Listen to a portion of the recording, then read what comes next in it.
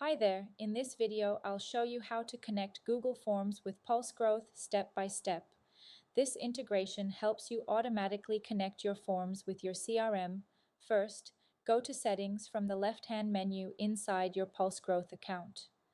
Then click on Integrations. From here, search for Google Forms.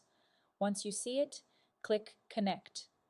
Now sign in with the Google account that contains the Google Forms you want to connect with PulseGrowth. After entering your credentials, Google will ask you to review and allow the required permissions so PulseGrowth can securely access and sync your forms properly. Simply click Continue with the connection process. After the connection is completed, the status will change to Connected. And that's it. Your Google Forms account is now successfully connected with PulseGrowth. Now you can automate any procedure whenever a new response is submitted through your Google Forms. For example, you can automatically create contacts inside PulseGrowth, trigger workflows, send follow-up emails or SMS messages, assign leads to pipelines, notify your team instantly, or start any custom automation based on the form submission.